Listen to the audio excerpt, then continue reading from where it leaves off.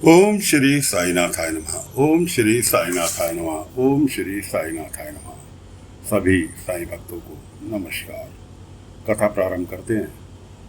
जैसा कि पिछले भाग में आपको सुनाया था कि बैलगाड़ी पर दादा पोते बैठे हुए आ रहे हैं। बाबा से मुलाकात भी हो गई। उसके बाद ये लोग पहुंचे रुकने के लिए, धर्मशाला ढूंढने। वहां मुलाकात हुई मालसापति जी से, और लड़का जो था पोता उनका, उसने नकार दिया कि हम शाम को ही शिरडी से वापस लौट लेंगे और सीधे द्वारका माई चलते हैं। साईं से मिलने के बाद शाम को ही लौट लेंगे, हम नहीं रुकते हैं। पहुंचे द्वारका माई। भक्तों की भीड़ लगी हुई थी। कोई अपनी पैर दिखाने आ रहा है, कोई कुछ, कोई कुछ, कोई कुछ। हर किसी को बाबा से मिलना, भीड़ लगी हुई थी। बाबा ने एक चारपाई बिछा रखी थी द्वारका माई में। तात्या ने पूछा, साईं चारपाई किस लिए? बाबा ने कहा, कोई मेहमान आ रहे हैं जो जमीन पर नहीं लेट सकते, उनके आराम करने के लिए व्यवस्था की गई। ठीक है जी। बैलगाड़ी आके रुकी।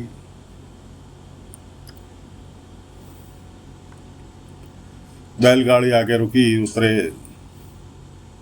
लड़का उतर के आया। बाहर मुलाकात हुई तात्या से, क्या हमें साईं से मिलना है?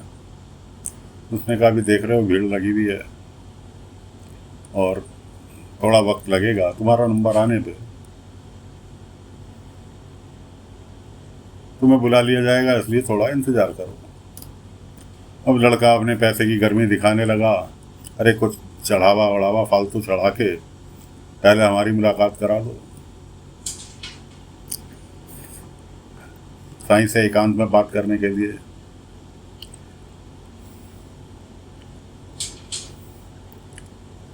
बाबा ने देखा, बाबा तो सब जानते थे। बाबा ने देखा, बाबा उठ के आए। बाबा ने कहा, एकांत में मुलाकात का मौका तो बेटा आपको मिल चुका है, अब थोड़ा सब्री रखो। बाबा की आवाज उसके बाबा ने सुनी। वो कहने लगे, ये आवाज तो मुझे बहुत जानी पहचानी लग रही है। बेटा तू मुझे फटाफट उतार। बैलगाड़ी से उतारा। बाबा उन्हें ले गए अपने साथ और ले जाकर चारपाई पर लिटा दिया। बाबा ने उनसे कहा कि आप एक काम करो, थोड़ा आराम करो, अभी थोड़े भक्त ज़्यादा हैं, इनसे फ्री होकर आपसे बात करता हूँ। उसे लड़के को बाहर ही बैठा दिया तात्या ने कि बेटा इंतजार करो बैठ के, जब साईं फ्री होंगे तब मुलाकात होगी, उससे पहले कोई संभव नहीं है। बैठ गया जी बाहर। मरता क्या नहीं करता। बाबा को तो पूरा वाकया ज्ञात ही था कि दीक्षित वाड़े में क्या करके आया है। कैसे बहस कर रहा था कमरे के पीछे कि मुझे पसंद नहीं यार, मेरे तो नौकर भी नहीं रुकते यहाँ। तो बाबा को तो सजा देनी थी उसे इस बात की। खैर जी, बैठे बैठे बैठे बैठे शाम हो गई।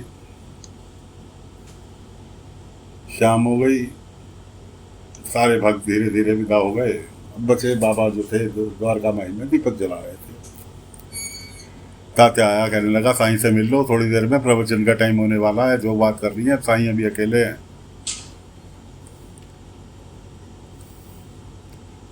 शाम हो गई, अब तो हम घर भी नहीं वापस जा पाएंगे। पहुंचा जी बाबा के पास। अपने बाबा को चारपाई से उठाया।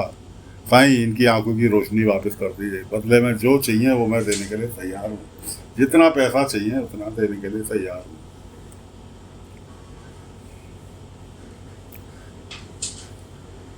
बाबा ने टोका भी कि बेटा कैसी बात कर रहा है, साईं साईं किसी से कुछ नहीं लेते। अरे आजूबा, आपको नहीं पता पैसे में कितनी ताकत होती है। बाबा ने कहा, हाँ लूंगा, बिल्कुल लूंगा, तुमने जो सुझाव बताया है, अगर वो तुम दे दोगे तो मैं बिल्कुल तुम्हारे दादाजी की आंखों का इलाज तुरंत कर दूंगा। अपने बाबा से कहने लगा, देखा आजूबा, मैंने कहा था ना, बाबा ने कहा मुझे सिर्फ 5 रुपए चाहिए, 5 रुपए का नोट चाहिए, आप 100 रुपए ले लो मेरे से। बाबा ने कहा नहीं, मुझे सिर्फ 5 रुपए का नोट चाहिए, ना टूटे ना रेजगारी, मुझे सिर्फ 5 रुपए का नोट चाहिए। वो तुम पैसे तो दे दो, मैं अभी के अभी तुम्हारे बाबा का इलाज करे दे रहा हूँ। क्या आप 100 रुपए रख लो? और 100 के नोट की गड्डी लिए बैठा लौंडा। बाबा ने कहा नहीं, मुझे सिर्फ 5 रुपए चाहिए, 5 रुपए ले आओ, खुले करा के ले आओ। अगर तुम उस फूल वाले को 5 रुपए नहीं देते तो आज तुम्हारे पास 5 का नोट होता, और वो 5 रुपए से तुम अपने दादाजी का इलाज करा लेते, लेकिन वो तो तुमने फूल वाले को दे दिए।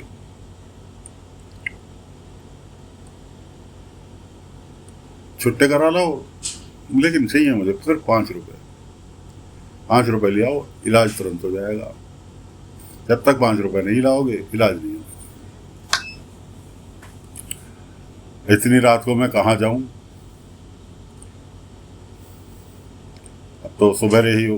हाँ कोई बात नहीं, चलो दादाजी वहीं दीक्षित वाड़े में चलते हैं, और तो कोई व्यवस्था है ही नहीं। इतने में दीक्षित वाड़े का मैनेजर आया कि लो आप तो यहीं आ गए, वो कमरा जो आपने हमें दिखाया था उसे खुलवा दीजिए। हम उन्होंने कहा वो कमरा तो मैंने दूसरे यात्री को दे दिया, अब कोई जगह नहीं दीक्षित वाड़े में। दीक्षित वाड़े में जगह नहीं है।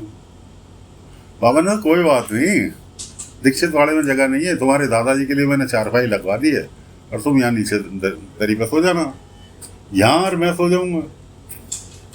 ताता कहने लगा कि भाई तू बड़ा नसीब वाला है जो साईं के साथ तुझे द्वारका माई में सोने के लिए मौका मिल रहा है,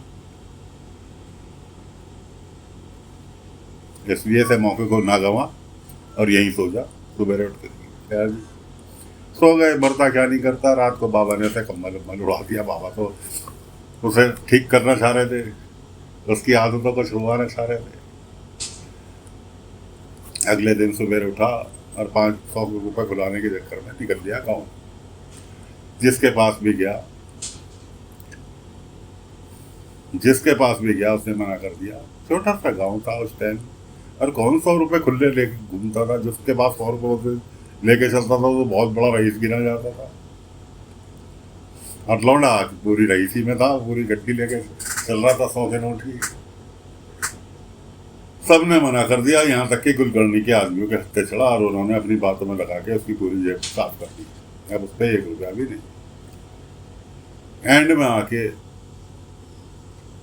उसने दिमाग में ये आया कि क्यों ना मुझे कहीं वो फूल वाला मिल जाए, और मैं उससे 5 रुपए के बदले 100 रुपए दे दूँ, उससे वो 5 का नोट ले लूँ। इत्तफाक बाबा की लीला, वो फूल वाला अपने घर में पूजा रखवाई हुई थी, और उसका प्रसाद देने के लिए शिरडी आया हुआ था, जो कि एक कुम्हार के यहाँ रिश्तेदारी थी, जो शिरडी का कुम्हार था, बर्तन बनाता था, उसके यहाँ वो आया हुआ है। लड़का बाहर खड़ा हुआ सोच रहा है। इधर बाबा के पास एक पैर से अपाहिज व्यक्ति आया। साईं अपने बेटे के साथ, साईं मेरा पैर ठीक कर दो, बहुत बुरी स्थिति है। बाबा ने कहा बैठ जाओ। बाबा ने ली ऊदी लगाई और उसका पैर कर दिया ठीक, चलने लगा। जो बंदा महीनों से लंगड़ा के चल रहा था वो अपने पैरों पर चलने लगा। कहने लगा साईं एक कृपा और कर दो, मेरे बेटे के पास कोई काम धंधा नहीं है, उसके लिए कुछ व्यवस्था कर दो। बाबा ने कहा मेहनत तो बेटे को ही करनी पड़ेगी। मैंने कहा साईं अब जो कहेंगे वो करेगा। बेटा कहने लगा साईं आप जो कहेंगे मैं करूँगा, कुछ तो व्यवस्था। बाबा ने कहा अच्छा ठीक है। तो तात्या से कहा तात्या क्या तुम इन्हें 1-2 दिन के लिए अपने घर में रुकवा सकते हो? तात्या ने कहा जो आ गया साईं। उससे लड़के से कहा बेटा तुम एक काम करो, अपने पिताजी को तात्या के साथ जाके इनके यहाँ ठहरा के आओ और उसके बाद तुम आ जाओ। ठीक है जी। बेटा तो चला गया तात्या के साथ छोड़ने के लिए अपने पिताजी को तात्या के घर। वापस लौट के आया तो बाबा उनसे बूढ़े या नेत्रहीन दादाजी से बात कर रहे थे कि भाई तुम किसी जमाने में घोड़े टांगे बनाया करते थे कि हाँ साई, जब से आंखों की रोशनी गई, बहुत बड़ा कारखाना था, आंखों की रोशनी गई, तब से काम बंद कर दिया। दूसरे बेटे की सरकारी नौकरी लग गई, अच्छी भली कमाई है, इसलिए काम करने की जरूरत ही नहीं पड़ी। बाबा कहने लगे क्या आप अपना हुनर किसी और को सिखा सकते हो जिस जो कि भला हो जाए? मैंने कहा साईं हुनर तो सिखा दो, लेकिन मैं देख ही नहीं सकता, मैंने गलती करी तो मैं देखूंगा कैसे? बाबा ने कहा मैं हूं ना तुम्हारे साथ। अब